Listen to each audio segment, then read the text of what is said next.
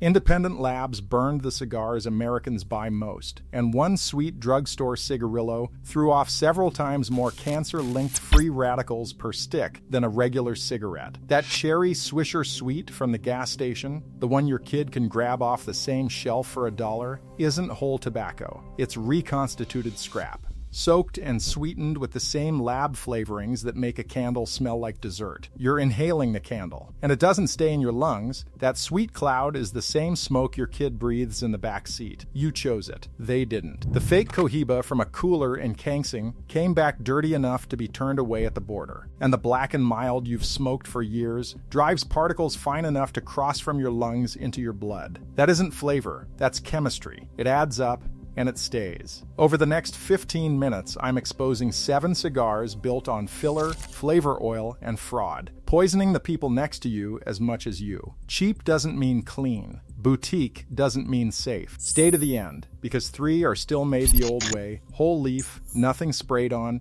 and you'll learn to spot them. Number 7. Swisher Sweets. One of the most common cigars in America. 2 for under $1 at every counter in the country. The cigar a whole generation started on. The one you tried first because it was sweet and it was there. Pick one up right now. Bend it. Feel how it gives. Soft, papery, nothing like a leaf rolled tight. Hold it to your nose before you ever light it. That's not tobacco you're smelling. That's candy. That's the problem. What you're holding isn't whole tobacco. It's reconstituted sheet. Floor scrap pulped and pressed into something leaf-shaped, soaked in propylene glycol so it won't crack, then painted with cherry from a bottle. The same aromatics a factory sprays into gum. And when a peer-reviewed lab actually burned cigarillos like this and measured the smoke, they ranked near the top for the free radicals tied to cancer, and for the burnt chemical irritants from the same family as formaldehyde. Here's the part they don't print on the wrapper. The more flavoring they pump in, the higher that count climbs. So the candle from the hook wasn't a figure of speech. The sweetness isn't a flavor sitting on top of the tobacco. The sweetness is the warning label. You're not tasting a better cigar, you're tasting the additives that put it on this list. Number 6. Backwoods. You know the picture. The campfire, the flannel, the pack that looks like it was tied together by hand on somebody's porch. The tips left rough and unfinished so it reads handmade. The leaf on the outside is dark and veined like a tobacco plant pulled straight from a field. And right there on the front, the word that does all the work, natural. Grown in the woods. That's the whole pitch, and for a lot of guys it's the one they reach for, because it feels like the honest one. Less processed, closer to the plant, the smoke your grandfather might have rolled. Pull one out and run it under your nose. It smells sweetened, a little syrupy,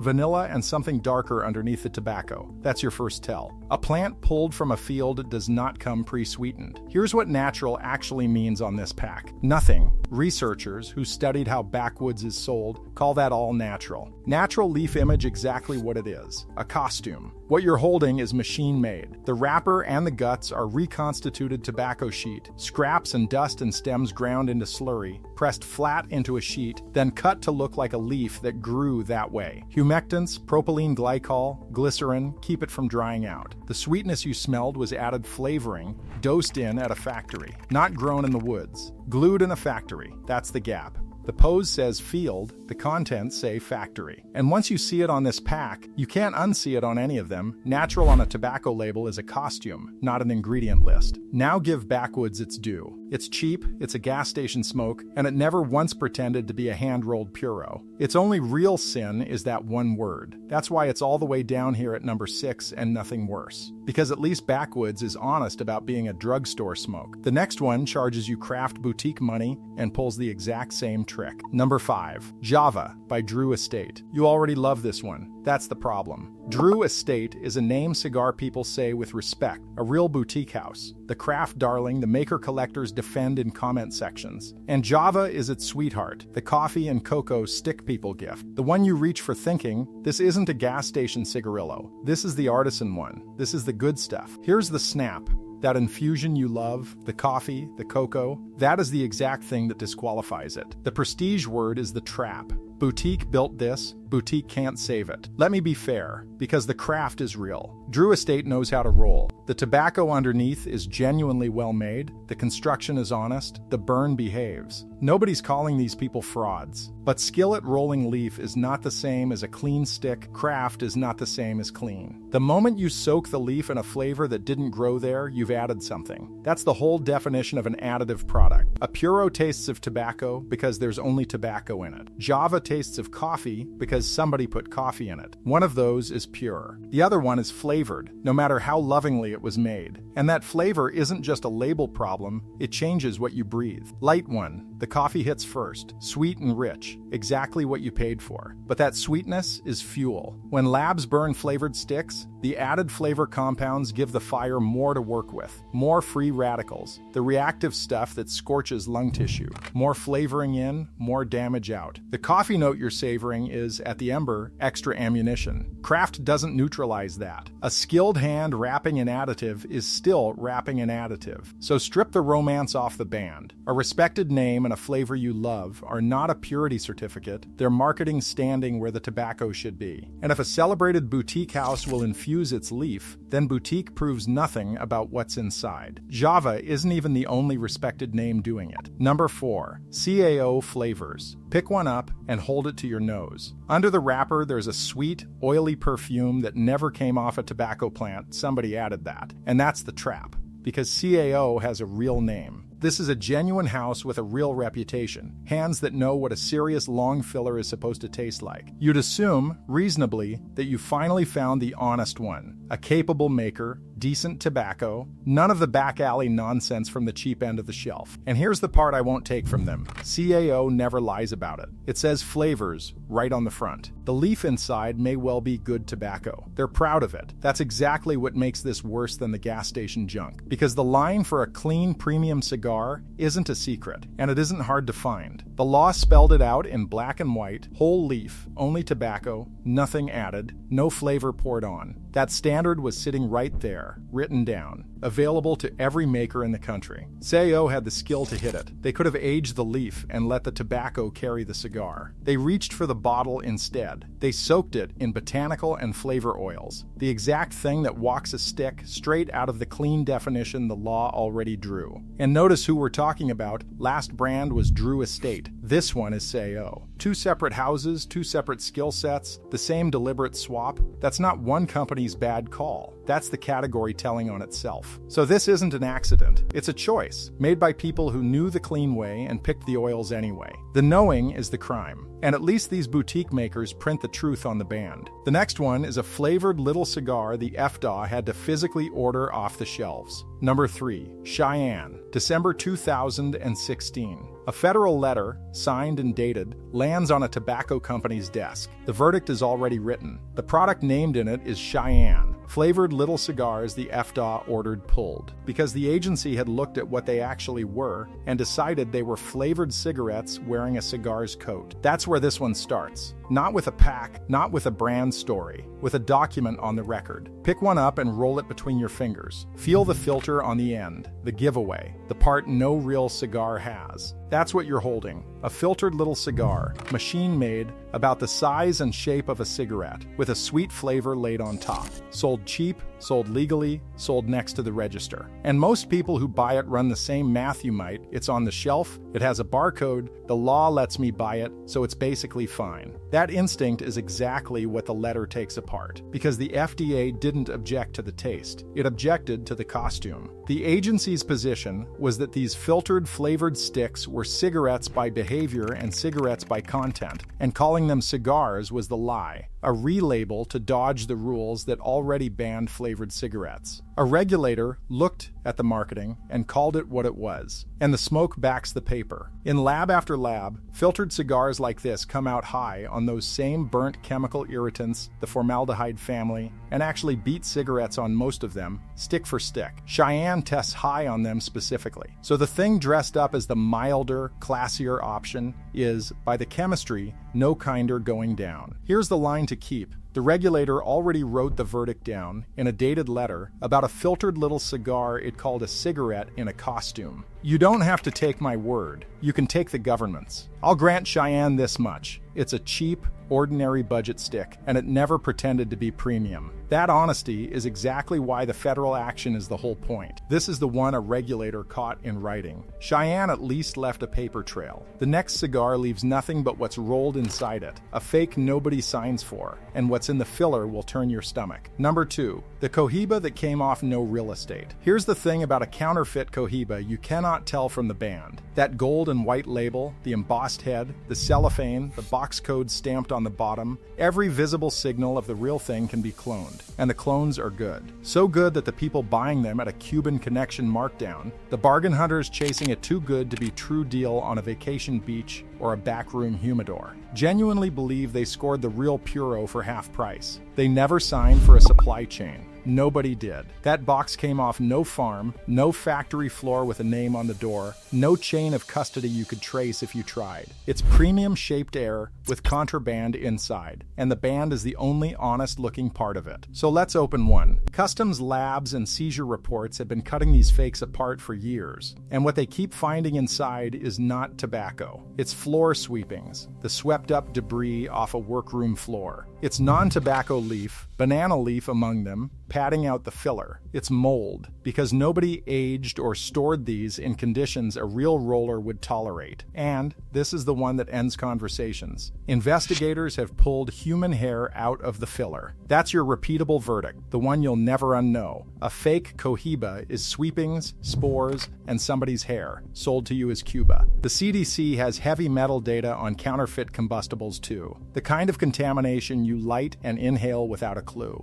You wanted the deal. You bought the floor. And now the fairness beat, because it matters, the genuine Cuban Cohiba is a real puro. Clean leaf, real craft, not the villain in this story. The crime here belongs entirely to the counterfeit supply chain, the fake, not the name on the band. Here's the turn. That's the horror you'd refuse on sight if you could see it, the obvious one, the deal you'd back away from. But the next brand pulls something worse. It's not a fake you got tricked into. It's the legal stick you reach for on purpose, every day, at the gas station counter, and you'll have paid full price for it. Number 1, Black and Mild. And here's the part you won't like. It's already in your hand. Not the priciest stick on the wall, not the rarest, the most ordinary. Black and Mild is the gas station crown, the plastic tip you grab with your coffee, the one your uncle smokes, the one half the parking lot is smoking right now. It wins by being everywhere. And the word that put the crown on its head is sitting right there on the pack, mild. Mild sounds like a setting. Mild sounds like the dial turned down, the gentle one, the safe one. That's the whole disarming trick. They named the danger after the opposite of danger, and you nodded along. Let's be fair about why you love it, because the love is real. It's cheap.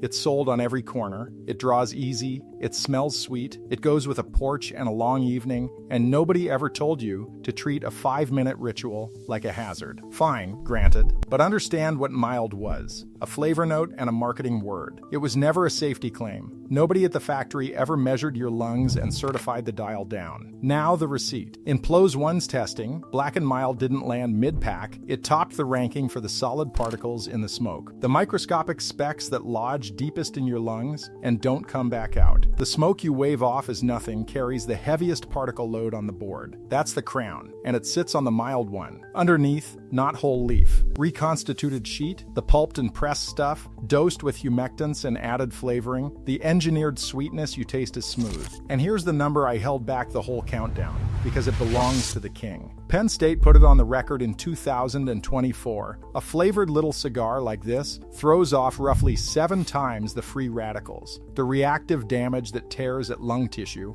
of a regular cigarette. 7 times. Not a little worse. Not about the same as a cigarette. 7 times. And you don't smoke it alone. This is the porch cigar, the car cigar, the one burning in the room while the family's home. That 7 times smoke doesn't care whose lungs it lands in, the kid in the back seat, the wife on the couch. They never bought a single one, and they're smoking it with you. So look down. The everyday stick, the mild one, the one you reach for without thinking. That's the particle king of this whole list. Mild was the marketing, the smoke is the receipt, and you've been signing it for everyone in the room. So those are the 7. Now the 3 that earn the shelf. And let me be straight about what earn means before I say a single nice word. Padron, finally, after all that, a stick whose flavor was built, not poured in. Pull the cap and draw it cold, before you ever strike a match. There's no candy sweetness arriving from nowhere. No syrup steeped in from a flavoring vat, just leaf. Light it and you taste earth, cedar, a slow cocoa the tobacco made itself over years of fermentation and aging. That's the whole difference the cheap shelf never tells you. Real depth comes from patience, not chemistry. Padron is 100% tobacco, whole leaves running the full length of the cigar. Nothing pulped, nothing pressed, nothing sprayed on. Here's the honest part. Said plainly so made the old way never reads as good for you. No cigar is safe. Nasem is blunt. The toxic chemistry in premium cigar smoke is nearly identical to cigarette smoke, and a puro still burns. Worth it means cleaner, never safe. So the read is simple. This costs more than a gas station cigarillo and less than the marketing fantasies above it. Pure tobacco, honestly aged. The honest middle. Arturo Fuente. Smoke a real Fuente right after a flavored stick, and the shock is what's missing. No sugar, no perfume, nothing shouting over the tobacco. Just leaf that got round and rich the slow way. Fuente has rolled the same stubborn way for over a century. Whole leaves laid end to end by hand, long filler. The way a cigar was built before anyone learned to grind tobacco into paste and press it back into a sheet. Then the leaf sleeps in Spanish cedar for months, the wood and the tobacco trading notes until the smoke turns sweet on its own.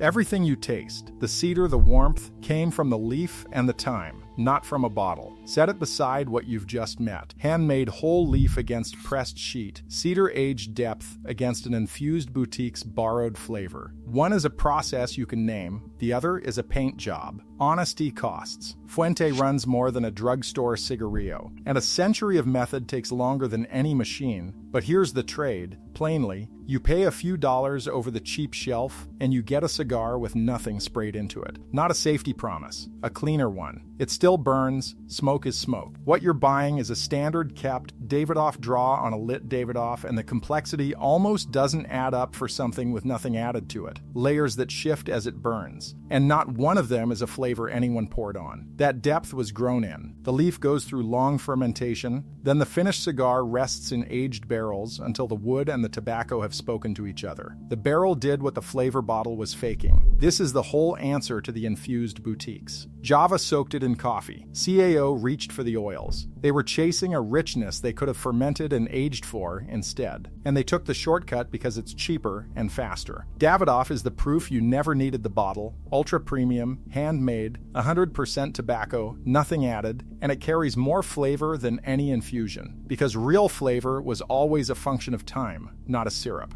So I'll be straight with you. This is the most expensive stick on the list, and it's harder to find. Set the price against Java's. You're not paying a premium for a coffee note poured in at the factory. You're paying for the years and the barrel that made that note without anything added. And it's still tobacco smoke, cleaner, never safe. You're paying for honesty at the top of the ladder. So pull the camera all the way back. Forget the individual sticks for a second and look at what the word premium is actually supposed to mean. The EFTA and the courts drew a hard line around it. A premium cigar is whole leaf, rolled by hand, with nothing inside but tobacco, water, and a little plant gum to hold the cap. No additives, no flavor poured over it. That's the standard. Now go back through everything you just watched and notice how little of it cleared that bar. And before you reach for the puro like it's health food, hear this plainly. No cigar is safe. None of them. The people who study this, NASM, found the toxic chemistry in premium cigar smoke is nearly identical to what comes off a cigarette. So this was never a choice between safe and unsafe. It's tobacco smoke either way. The only thing on the table is cleaner versus loaded with extras. Read the charge sheet one more time. Backwoods printed natural on a stick built from pressed sheet. Java dressed an infusion up as boutique craft. CAO knew the clean recipe and reached for the oils anyway. Cheyenne caught a federal letter in 2016. Pulled off shelves as a flavored cigarette in a cigar's coat. The counterfeit Cohiba hid floor sweepings, mold, and worse behind a fake band. And Black and Mild, the everyday king, wears the heaviest smoke on the board, while mild sells a feeling that was never a promise. So here's the fork, and it's an honest one. You can keep buying the sheet, the infusion, the fake, the flavored stick, and quietly agree that additives, filler, and counterfeiting are just how cigars work now. Or you choose the leaf over the bottle, whole leaf, long filler, aged, nothing added, and you get pure tobacco and nothing smuggled in beside it. Cleaner, not clean. Cleaner, you walked in thinking a cigar was a cigar. You're walking out reading bans for whole leaf and long filler, treating natural, boutique, and mild as the marketing they always were. So the only question left is yours. Now that you can see the leaf, are you still going to smoke the costume?